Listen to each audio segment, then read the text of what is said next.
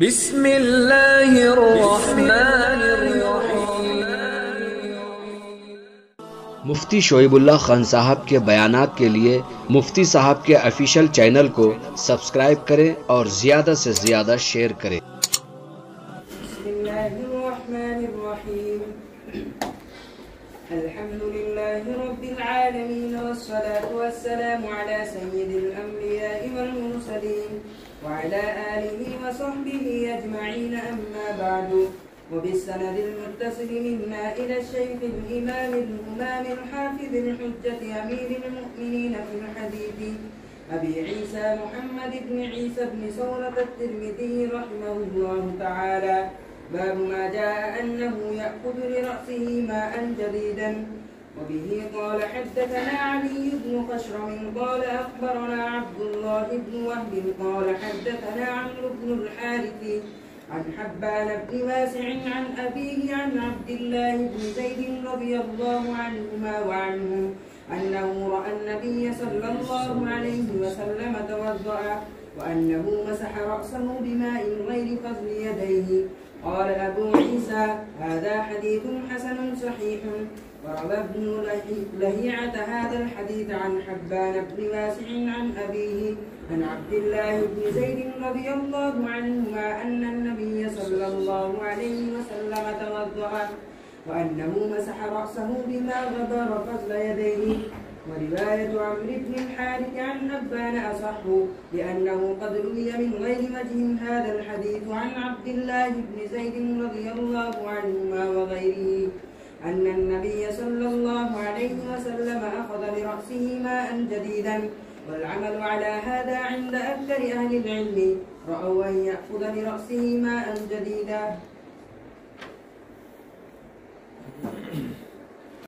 بسم اللہ الرحمن الرحیم۔ الحمد للہ رب العالمین والصلاة والسلام علی سید الانبیاء واشرف المرسلین وعلی آلہ وصحبہ اجمعین، اما بعد۔ باب ما جاء انہ یاخذ لراسہ ماء جدیدا۔ یہ باب اس بارے میں ہے کہ آدمی اپنے سر کے لیے نیا پانی لے، سر کا مسح کریں تو نیا پانی لینے کا بیان۔ یہ مسئلہ اختلافی ہے کہ امام شافعی رحمہ اللہ کے نزدیک سر کے لیے نیا پانی لینا ضروری ہے، یعنی جو ہاتھوں پر بچا ہوا پانی ہے وہ پانی کفایت نہیں کرے گا، بلکہ نیا پانی لے کر ہی وضو کرنا چاہیے سر کے لیے مسح کرتے وقت۔ اور امام اعظم ابو حنیفہ رحمۃ اللہ علیہ کے نزدیک نیا پانی لینا سر کے لیے سنت ہے، بلکہ تمام ہی علماء کے نزدیک یہ سنت ہے۔ اس میں کوئی اختلاف نہیں ہے کہ سر کے لیے نیا پانی لینا یہ سنت ہے اور اسی پر عمل بھی کرنا چاہیے۔ اختلاف صرف اس میں ہے کہ اگر کوئی ہاتھوں کا بچا ہوا پانی سر کے لیے استعمال کر لے تو مسح ہو جائے گا یا نہیں ہوگا۔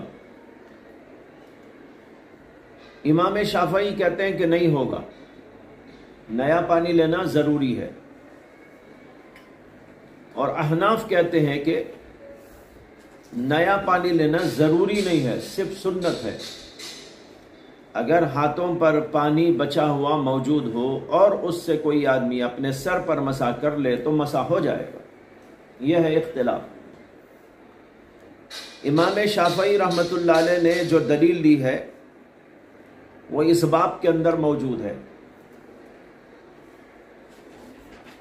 اس کے اندر حدیث ہے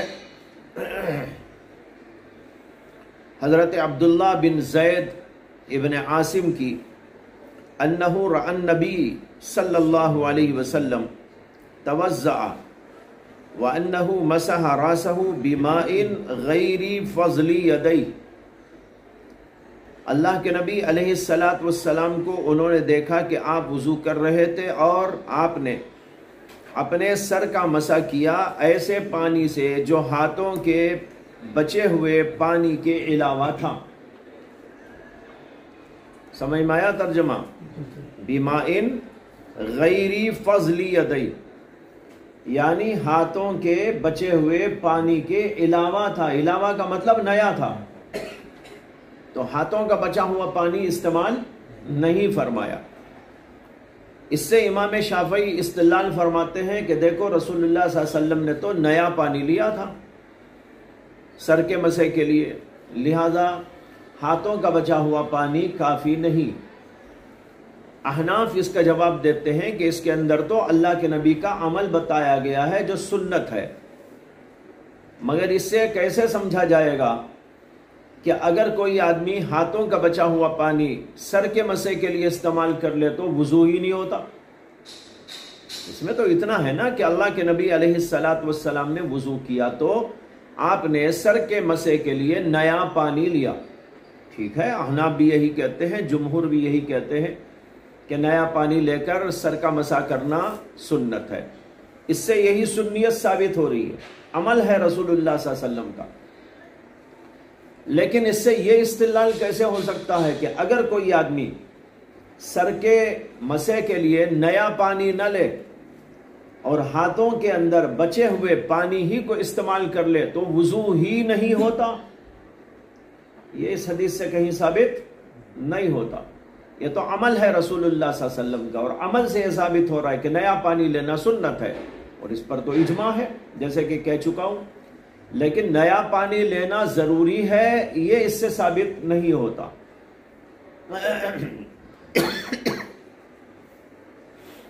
تو بہرحال اس سے امام شافعی رحمت اللہ علیہ کا استدلال ہے، اور اس کا جواب وہ ہے جو ابھی آپ کو دے دیا گیا. اب رہا یہ سوال کہ احناف جو کہتے ہیں کہ نیا پانی لینا ضروری نہیں، صرف سنت ہے، اور اگر کوئی ہاتھوں کے بچے ہوئے پانی کو استعمال کر لے تو مسح ہو جائے گا، اس کی کیا دلیل ہے؟ معجم طبرانی کے اندر ایک حدیث آئی ہے جس کے اندر یہ آتا ہے کہ نبی اکرم صلی اللہ علیہ وسلم نے اپنے ہاتھوں کا بچا ہوا پانی سر کے مسح کے لیے استعمال کیا. یہ طبرانی کے اندر حدیث موجود ہے. اگر سر کے مسح کے لیے نیا پانی لینا ضروری ہوتا تو اللہ کے نبی علیہ الصلاۃ والسلام اپنی زندگی میں ایک بار ہی صحیح ایسا کیسا کر سکتے ہیں کہ نیا پانی لیے بغیر ہاتھوں کے پانی سے سر کا مسح کر لیں؟ امام شافعی کے پاس تو ہاتھوں کے پانی کو سر کے لیے استعمال کر لینے سے وضو ہی نہیں ہوتا، اور اللہ کے نبی کر رہے ہیں ایک دفعہ ہی صحیح. جواز بتانے کے لیے تو کافی ہو گیا نا، ہم تو صرف جواز کی بات کر رہے ہیں. سنت تو وہی ہے جو اس حدیث کے اندر آیا، لیکن جائز یہ بھی ہے کہ اگر کسی آدمی کے ہاتھ پر پانی موجود ہے، سوکھ نہیں گیا ہے، تری موجود ہے، تو اس تری سے اپنے سر کا مسح کر لے تو سر کا مسح ہو جائے گا. اور حدیث میں اللہ کے نبی علیہ الصلاۃ والسلام سے یہ بات ثابت ہو گئی، ایک بار ہی صحیح. تو ایک بار کا یہ عمل بتا رہا ہے کہ ایسا کر لے تو جائز ہے اور وضو ہو جائے گا. جواز کے لیے تو ایک دن کر لینا کافی ہے، ایک بار کر لینا بھی کافی. سنیت کے لیے تو بار بار عمل کا ہونا ضروری ہوتا ہے. اب یہ عمل تو بتا رہا ہے کہ ایک دفعہ اللہ کے نبی علیہ الصلاۃ والسلام نے سر کا مسح کیا تھا، نئے نہیں بلکہ پرانے اس پانی سے جو آپ کے ہاتھوں میں بچا ہوا تھا. یہ ہے احناف کی دلیل. خیر کوئی بہت بڑا مسئلہ اس اعتبار سے نہیں ہے کہ تمام علماء کے نزدیک نیا پانی لینا سنت ہے، اس میں کوئی اختلاف نہیں ہے، اور سب عملاً بھی یہی کرتے ہیں. احناف بھی عملاً یہی کرتے ہیں، اگرچہ انہوں نے یہ کہا کہ اگر ہاتھوں کی تری جو پہلے سے موجود تھی وہ سر کے لیے استعمال کر لے تو وضو ہو جاتا ہے. لیکن اب کون حنفی ہے جو ایسا کر رہا ہے؟ دکھا سکتے ہیں آپ؟ اللہ ماشاء اللہ کوئی قحط ہو گیا ہو، پانی ہی موجود نہ ہو، ہاتھوں کو دھویا اور مزید پانی اٹھانے کے لیے ہے ہی نہیں، تو انہوں نے کہا بھائی یہی پانی سے اس مسح کر لوں تو الگ بات ہے۔ لیکن ماشاءاللہ یہاں تو روزانہ اسراف ہوتا ہے، اور مسیح العلوم میں تو بے پناہ اسراف ہوتا ہے۔ اتنا پانی باہر سے آتا ہے، اور پھر بھی جو ہے طلبہ خوب فراوانی اور کیا ہے دل کی کشادگی کے ساتھ میں عمل کرتے ہیں۔ ہم تو بڑے سخی داتا ہیں، کنجوسی نہیں کرتے، اس لیے خوب بہاتے ہیں، پیروں پر، ہاتھوں پر، کھڑے ہو کر، بیٹھ کر، پتہ نہیں کیسا کیسا بہاتے رہتے ہیں۔ یہ غلط ہے، نہیں کرنا چاہیے۔ اسراف کرنا تو ویسے بھی ناجائز ہے، اور وضو کے اندر مکروہ بھی ہو جاتا ہے جب کوئی اسراف کرتا ہے، جیسے کہ حضرات فقہا نے اپنی کتابوں کے اندر مکروہات وضو کی فہرست میں اسراف بھی لکھا ہوا ہے، یعنی وضو میں اسراف کرنا۔ اور حدیث کے اندر بھی آتا ہے کہ اگر تو نہر کے کنارے ہی کیوں نہ بیٹھا ہو، وہاں بھی زائد پانی نہ لینا۔ اب نہر سے پانی لے رہا، کیا کمی ہو جائے گی نہر میں؟ لیکن اللہ کے رسول کہتے ہیں نہر کے کنارے بیٹھ کر بھی وضو کر رہے ہوں تو وہاں بھی اسراف نہ کرو، اور جہاں پہلے ہی سے تنگی ہو تو ظاہر بات ہے وہاں تو بہت احتیاط کرنی چاہیے۔ تو خیر میں کہہ رہا تھا عملاً تو سب یہی کرتے ہیں، کیا نیا پانی ہی لیتے ہیں۔ اب بس اتنی سی بات رہ گئی کہ نیا پانی لینا ضروری ہے یا نہیں ہے۔ اس کے لیے امام شافعی یہ دلیل لیتے ہیں، اور احناف طبرانی کی اس حدیث کو پیش کرتے ہیں جو ابھی آپ کے سامنے سنا دی گئی۔ اب اس کے بعد ایک عجیب و غریب بحث ہے، محدثانہ بحث، اور وہ یہ ہے کہ پہلے آپ عبارت دیکھیے، کہتے ہیں وَرَوَى ابن لَهِعَةَ هَذَا الْحَدِيثَ عن حبان ابن واسع عن أبيه عن عبد الله بن زيد أن النبي صلى الله عليه وسلم توضأ وأنه مسح رأسه بماء غير فضل يديه۔ یہی لکھا ہے یا اور کچھ ہے؟ یہی ہے نا؟ یعنی ابن لہیعہ نے اس حدیث کو حبان بن واسع کے طریق سے، اور انہوں نے اپنے والد سے، اور انہوں نے حضرت عبداللہ بن زید سے روایت کیا ہے۔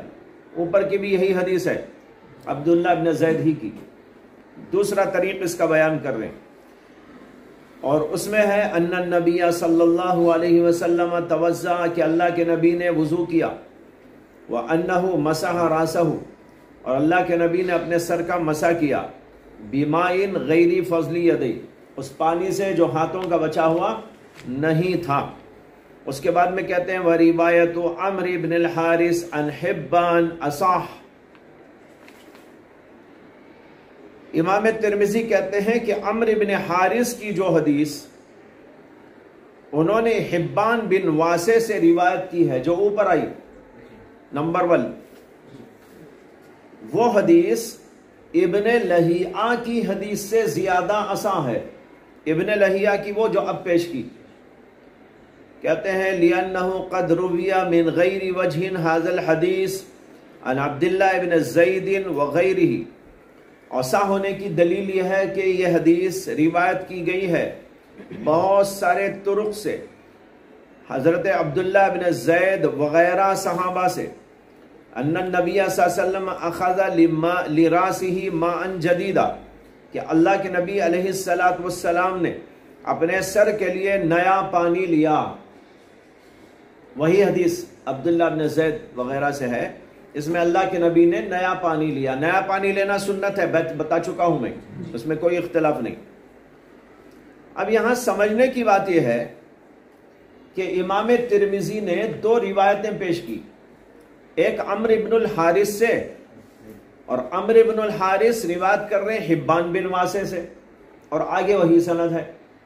اس کے بعد انہوں نے کہا اس حدیث کو ابن لہیعہ نے بھی روایت کیا ہے، اور وہی سند ہے۔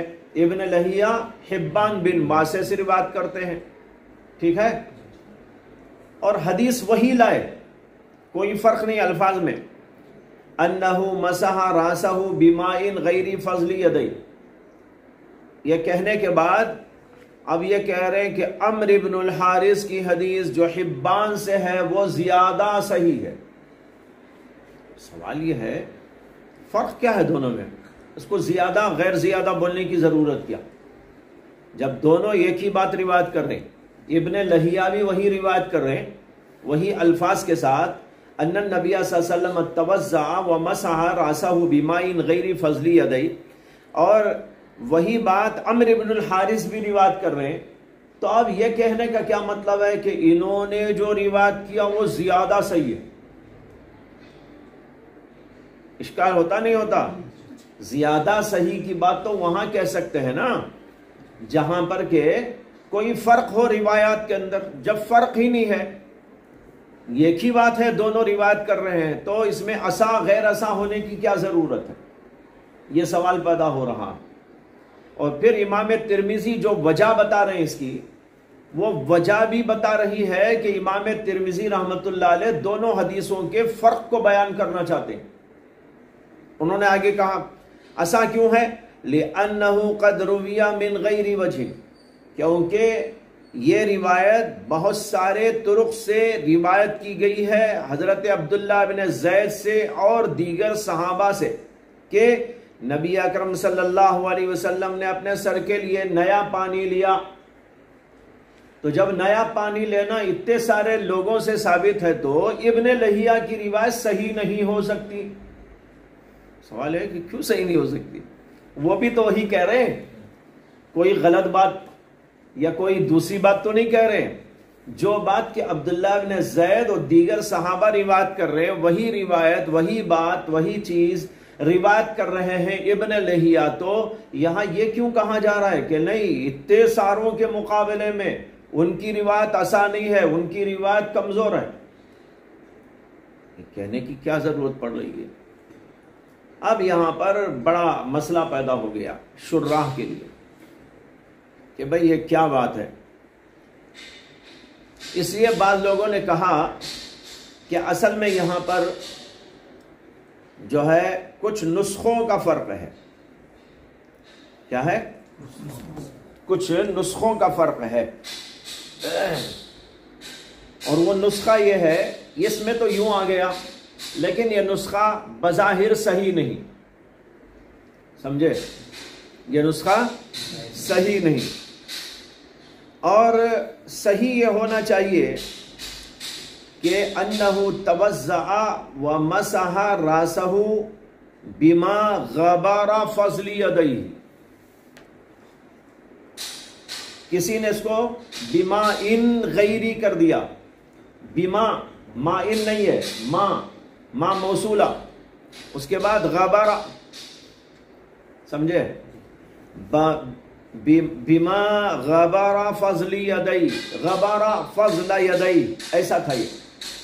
تو کسی راوی نے جو امام ترمذی کے نسخے روایت کر رہے تھے ان سے کہیں خطا ہو گئی، غلطی ہو گئی، اور انہوں نے اس کو اس طرح ضبط کر دیا بما ان غیر فضل یدی، جبکہ اس میں اور اوپر والی میں کوئی فرق ہی نہیں ہے. اگر یہ نسخہ ہم مانیں تو دونوں میں کوئی فرق نہیں ہے. جب دونوں میں کوئی فرق نہیں تو امام ترمذی فرق بیان کر رہے ہیں. کیسا ہو سکتا بھائی؟ امام ترمذی دونوں الفاظ یکساں روایت کرنے کے بعد بولیں یہ عصا ہے، یہ عصا نہیں ہے. یہ عصا غیر عصا کی بحث اسی لیے آ رہی ہے کہ دونوں روایات کے درمیان امام ترمذی نے فرق رکھا تھا. بعد میں کسی راوی کی غلطی سے یا نسخوں کی غلطی سے ایسا ہو گیا کہ یہ الفاظ بدل گئے، اور اصل الفاظ یوں ہونا چاہیے تھا بما غبر فضل یدی، فضل یدی. سمجھ میں آئی بات؟ چنانچہ بعض نسخوں میں ایسا آیا ہے، ہمارے ہاں کے نسخوں میں تو نہیں ہے لیکن بعض نسخوں میں اس طرح آیا ہے.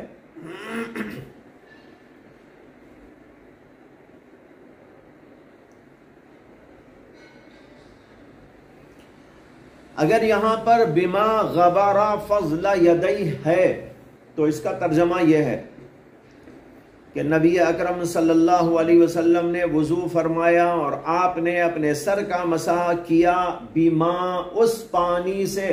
یہاں ما موصولہ ہے، ما ان نہیں ہے. یہ بیما اس سے جو ہاتھوں کے بچے ہوئے میں سے تھا.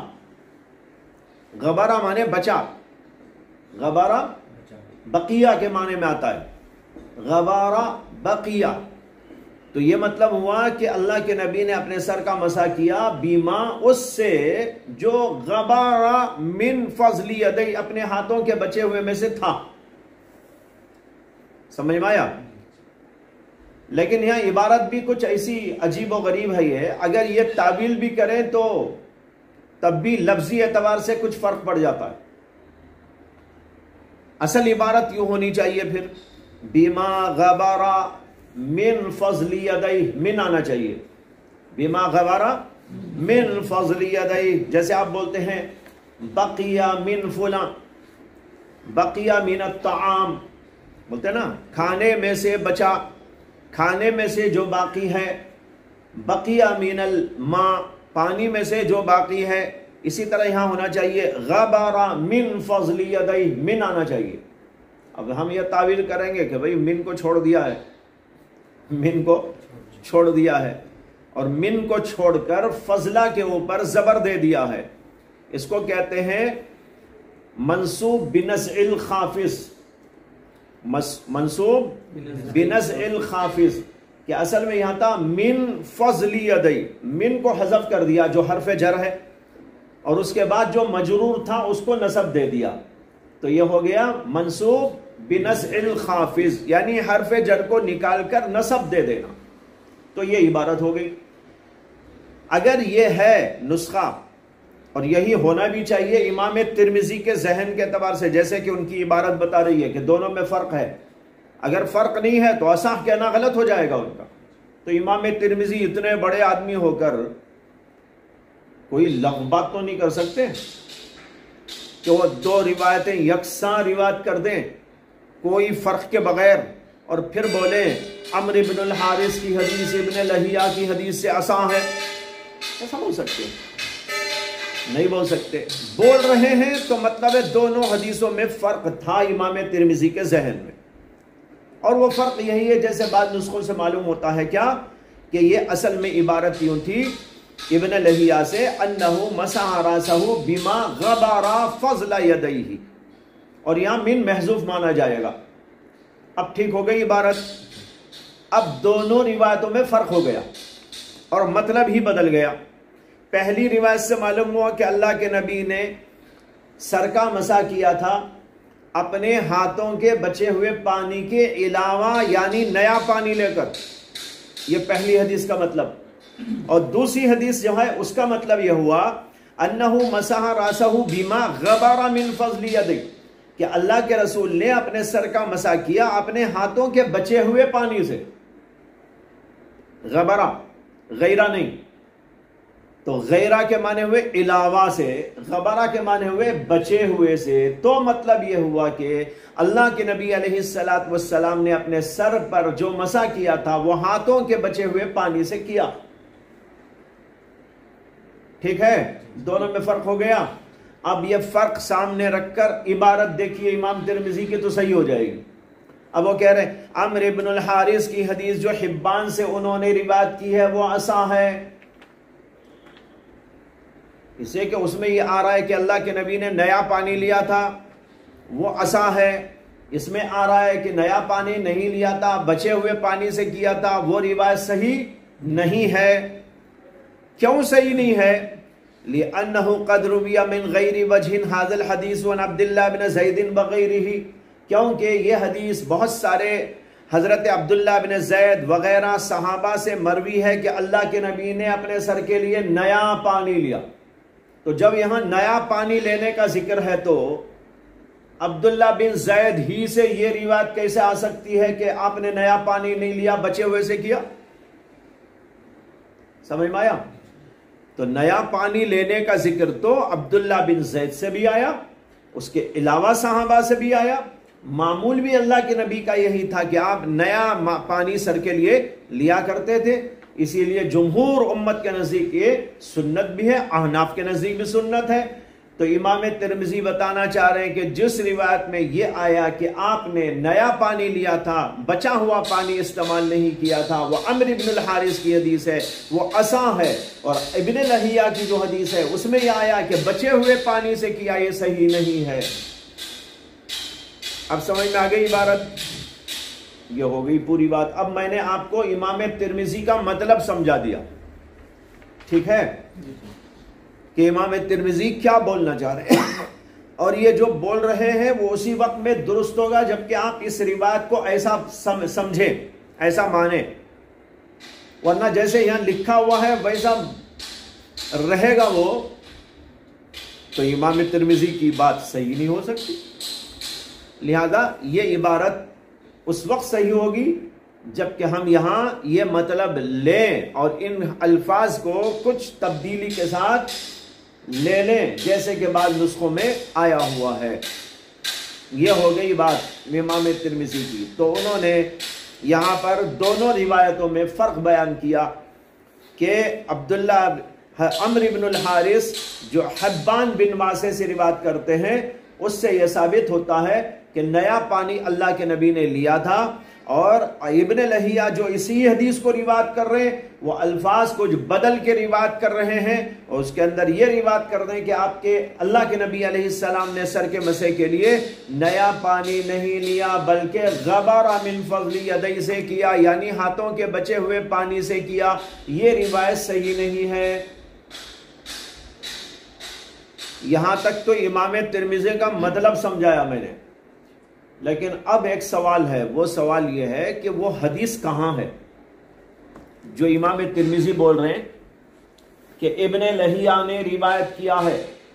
کیا روایت کیا ہے؟ بما غبر من فضل یدی، ان الفاظ سے ابن لہیہ نے جو روایت کیا ہے یہ بول رہے ہیں، وہ ہے کہاں حدیث؟ سوال یہ ہے۔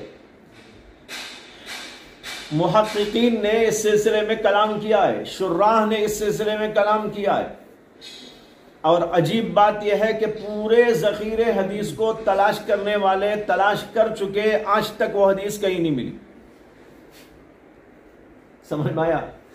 آج تک وہ حدیث کہیں نہیں ملی جو امام ترمذی بول رہے ہیں کہ ابن لہیہ نے حبان بن واسع سے اس طرح روایت کیا ہے انہو مسح راسہ بما غبر من فضل یدی، ایسے الفاظ کے ساتھ ابن لہیہ کی حدیث کہیں بھی نہیں ہے، بلکہ اس کے برخلاف بالکل اسی طرح کی حدیث ہے جیسے کہ عبداللہ بن زید سے اوپر آپ نے عمرو بن الحارث کی جو حدیث اوپر آپ نے پڑھی نا، ابن لہیہ بھی اسی طرح روایت کرتے ہیں، یہ حدیث ملی ہے۔ چنانچہ احمد محمد شاکر جو مشہور محقق گزرے ہیں، محدث، انہوں نے اس بات پر تحقیق کرتے ہوئے لکھا ہے والصواب ان روایت ابن لہیہ کا روایت عمرو بن الحارث، سچی صحیح بات یہ ہے کہ ابن لہیہ کی روایت بھی اسی طرح ہے جیسے کہ عمرو بن الحارث کی روایت ہے۔ اسی کو دیکھ کر شاید کسی نے یہاں بدل دیا، سمجھ میں آیا؟ اسی بات کے پیش نظر کہ بھائی ابن لہیہ سے تو کوئی ایسی حدیث ہے نہیں جیسے امام ترمذی بول رہے ہے، تو ویسے ہی ہے جیسے کہ عمرو بن الحارث سے ہے، تو انہوں نے کیا کیا؟ ترمذی میں بھی بدل دیا، حالانکہ ترمذی میں نہیں بدلنا چاہیے۔ اسے کہ امام ترمذی جو لکھ رہے وہ اپنے ذہن کے اعتبار سے یہ لکھ رہے ہیں کہ ابن لہیہ کی حدیث میں اور عمرو بن الحارث کی حدیث میں فرق ہے، وہ فرق کو بیان کرنے کے لیے لکھ رہے ہیں۔ اگر کوئی باہر سے دیکھ کر یہاں تبدیل کر دے تو پھر امام ترمذی کی بات ہی غلط ہو جائے گی، ہے نا؟ ویسے ہی ہوا یہاں، جو نسخہ ابھی ہمارے سامنے ہے وہ اسی طرح کی گڑبڑ والا نسخہ ہے جس میں کسی نے بدل کر روایت اسی طرح کر دی ہے جیسے کہ اوپر آپ نے پڑھی، حالانکہ امام ترمذی کے ذہن میں تو مسئلہ ہی دوسرا ہے۔ وہ یہ بتا رہے ہیں کہ نہیں، اس حدیث میں اس حدیث میں فرق ہے۔ فرق کیا ہے وہ بتا چکا میں، بما غبر من فضل یدی، یہ الفاظ کے ساتھ آئی ہے یہ الگ بات ہے کہ امام ترمذی نے جو لکھا ہے وہ حقیقت کے اعتبار سے ثابت ہے یا نہیں، وہ الگ بات، وہ دوسرا ٹاپک ہے، اس کو ابھی جو میں چھیڑ رہا ہوں وہ وہی ہے۔ لیکن امام ترمذی نے لکھا کیا تھا؟ پہلے تو یہ ہے نا، دیکھنا، امام ترمذی نے اپنی کتاب میں لکھا یہ تھا کہ ابن لہیہ نے یوں روایت کیا ہے جو اس حدیث سے ہٹ کر ہے، دوسرے الفاظ کے ساتھ میں ہے، یہ روایت کیا تھا انہوں نے۔ تو اب یہی بتا رہا ہوں کہ اس طرح جیسے امام ترمذی کے ذہن میں ہے کہ ابن لہیہ کی حدیث عمرو بن الحارث کی حدیث سے الگ ہے، دوسرے الفاظ کے ساتھ آئی ہے، دوسرا مطلب اس کا ہے، وہ ایسی کوئی حدیث دنیا میں ملی ہی نہیں۔ تو یہ امام ترمذی کے توہمات میں سے ہے، یعنی ان کو وہم ہو گیا، یہ اس وہم کی بنیاد پر انہوں نے یہ بات کہہ دی، اور حقیقت وہ ہے جو ابھی عرض کی آپ کے سامنے کہ ابن لہیہ کی حدیث بھی اسی طرح کی ہے جیسے کہ عمرو بن الحارث کی حدیث ہے، دونوں کے اندر کوئی فرق نہیں ہے۔ اسی کو انہوں نے کہا احمد محمد شاکر نے، والصواب ان روایت ابن لہیہ کروایت عمرو بن الحارث، اس کے بعد میں کہتے ہیں فقد رواہ الدارمی فی سننہ حدثنا یحییٰ بن حسان قال حدثنا ابن لہیہ قال حدثنا حبان بن واسع عن ابیہ عن عبداللہ بن زید قال رأیت رسول اللہ صلی اللہ علیہ وسلم یتوضأ فتمزمز واستنشق ثم غسل وجهه ثلاثا ثم غسل يديه ثلاثا ثم مسح راسه وغسل يديه حتى انقاهما ثم مسح راسه بماء غیر فضل يديه۔ یہ دیکھو دارمی کی حدیث ہے، ابن لہیہ ہی کی ہے، سمجھ میں آیا؟ ابن لہیہ روایت کر رہے ہیں وہی الفاظ، کیا؟ بماء غیر فضل يديه، وہی الفاظ کے ساتھ آ رہی ہے۔ اور اسی طریقے پر جو ہے امام احمد بن حنبل نے بھی اپنے مسند کے اندر اس کو روایت کیا ہے، اور دو جگہ روایت کیا ہے، اور دونوں جگہ یہی الفاظ کے ساتھ بماء غیر فضل یدی، اور پھر ایک تیسری جگہ بھی انہوں نے ایک تیسرے طریق سے اس کو روایت کیا ہے، اور چوتھی جگہ بھی اس کو روایت کیا ہے، اور سب جگہ پر یہ ہے بماء غیر فضل یدی۔ تو اس کا مطلب ہے کہ اس میں 5 طرق سے حدیث آئی ہے ابن لہیہ سے، 4 کو تو امام احمد نے مسند میں روایت کیا، اور ایک کو امام دارمی نے اپنی سنن میں روایت کیا، یعنی ابن لہیہ کے 5 شاگرد اس کو روایت کر رہے ہیں، اور پانچوں کے پانچوں شاگرد اپنے استاد ابن لہیہ سے یہی روایت کر رہے ہیں جیسے کہ عمرو بن الحارث نے روایت کیا، کوئی فرق نہیں، بماء غیر فضل یدی۔ تو وہ روایت کہاں ہے ابن لہیہ کی جس کو امام ترمذی بول رہے ہیں بما غبار من فضل یدی؟ وہ روایت کہیں موجود ہی نہیں ہے، سمجھ میں آیا؟ تو یہ ہے وہ بات جس کو میں نے شروع میں کہا کہ ایک عجیب و غریب بحث ہے، یہی بحث ہے۔ وہ عجیب اس لیے ہے کہ امام ترمذی ایک بات بول رہے ہیں، اس کا کہیں وجود نہیں ہے، لیکن کسی نے یہاں بدل کے رکھ دیا ہے اس کو، اور بدل دینے کی وجہ سے شراح کو پریشانی پیش آ گئی، اور اس لیے جو ہے اس کو تعویل سے لینا پڑا۔ یہ سب بحثیں اس کے درمیان میں آ گئی۔ اب آپ کے پلے کتنے پڑا کہ نہیں پڑا مجھے نہیں معلوم، اس سے کہ مجھے ایسا لگ رہا ہے کہ بعض لوگ تو ہوائی فائرنگ کی طرح اس کو محسوس کر رہے ہیں اور دماغ کے اوپر سے چھوڑ دے رہے ہیں۔ بعض لوگ دماغ کے اوپر سے چھوڑ دے رہے ہیں کہ بھائی کیا ضرورت ہے ہمیں اسے۔ کسے سمجھ میں آیا کسے نہیں آیا؟ نہیں کسے نہیں آیا پوچھ رہا ہوں میں، جسے آیا نہیں۔ چھوٹی بات جو عقل میں نہیں آ رہی، امام شافعی علیہ رحمہ ایک طرف تو تخفیف سے کام لے رہے ہیں، ایک طرف تشدد سے کام لے رہے ہیں۔ کون؟ امام شافعی علیہ رحمہ اپنے مسلک میں یہ ہے کہ سر کا جو مسح فریضہ ہے ان کے نزدیک 3 بار یا 2 بار بھگونے سے مسح ہو جاتا ہے، تو اب وہ پھر کہتے ہیں کہ نہیں نیا پانی لینا ضروری قرار دیتے ہیں، یہ بات عقل سے باہر ہے۔ وہ امام شافعی سے پوچھنا چاہیے۔ کہ حضرت آپ اتنے بڑے فقی ہو کر خلاف فقہ ایسی بات کیا کہہ رہے ہیں؟ یہ بات تم میرے سے پوچھنے کی ہے ہی نہیں۔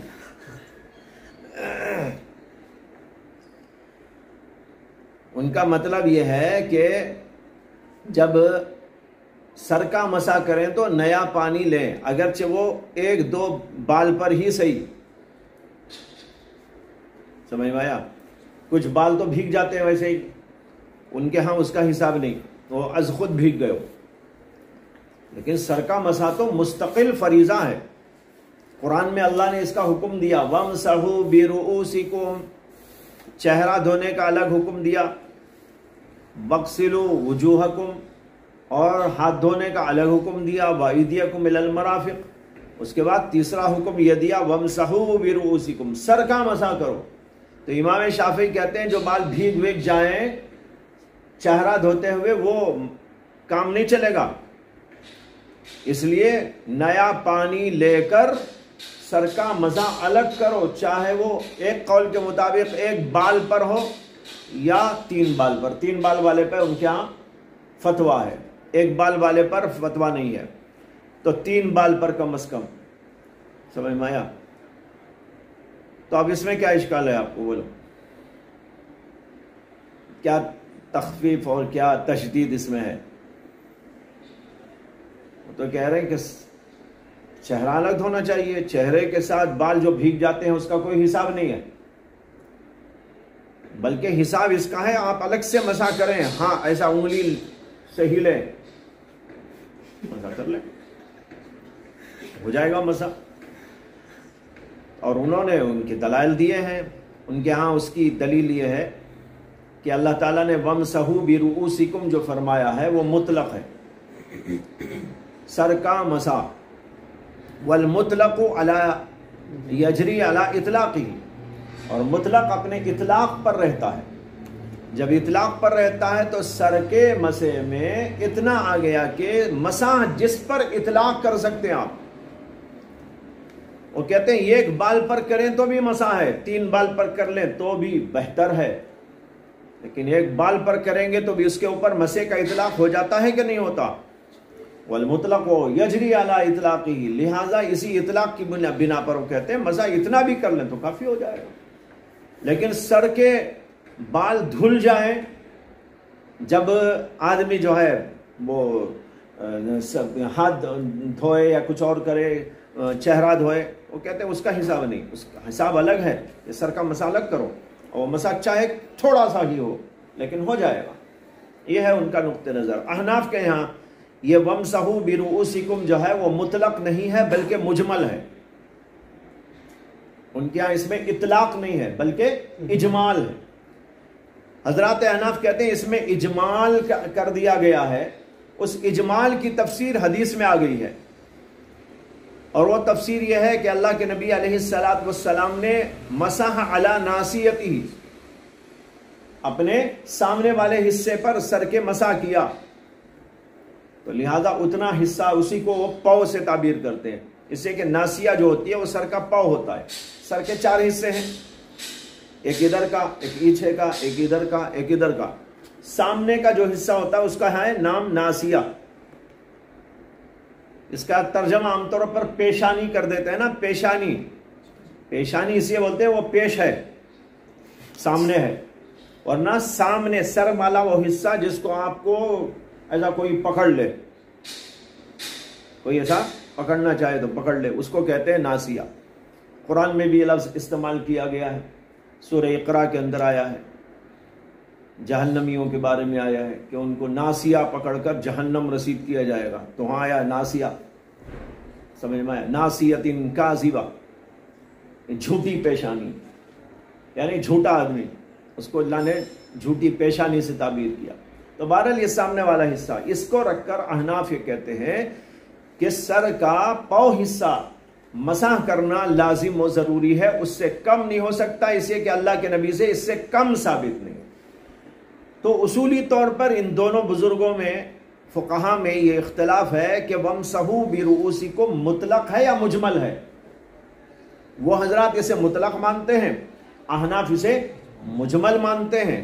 اور اطلاق اپنے اطلاق پر چونکہ جاری، مطلق اپنے اطلاق پہ چونکہ جاری ہوتا ہے، اسے امام شافعی تھوڑے سے حصے پر مسح کر لینے کو بھی کافی قرار دیتے ہیں، اور احناف چونکہ اسے مجمل کہتے ہیں، اور مجمل اس وقت قابل عمل ہوتا ہے جب اس کی تفسیر اس کے ساتھ میں آتی ہے، تشریح آتی ہے، اور اللہ کے نبی کے عمل سے یا قول سے جب تشریح آئے تو وہ قابل عمل بنتا ہے۔ اب احناف نے اس حدیث کو لے کر جو ناسیہ والی ہے اسے اس کے ساتھ ملحق کیا اور اس کے اوپر وہ عمل کرتے ہیں۔ خیر، تو یہ بحث ہو گئی۔ آگے کہتے ہیں وَالْعَمَلُ عَلَى هَذَا عِنْدَ أَكْثَرِ أَهْلِ الْعِلْمِ، اکثر اہل علم کے نزدیک اسی پر عمل ہے۔ رَأَوْا أَنْ يَأْخُذَ لِرَاسِهِ مَاءً جَدِيدًا، کہ یہ حضرات اس بات کے قائل ہیں کہ سر کے لیے نیا پانی لے۔ میں کہہ چکا ہوں کہ جمہور کا نقطہ نظر یہ ہے کہ نیا پانی سر کے لیے لینا سنت ہے، احناف بھی یہی کہتے ہیں، جمہور یہی کہتے ہیں، امام شافعی کہتے ہیں نیا پانی لینا واجب ہے، بس یہ فرق ہے۔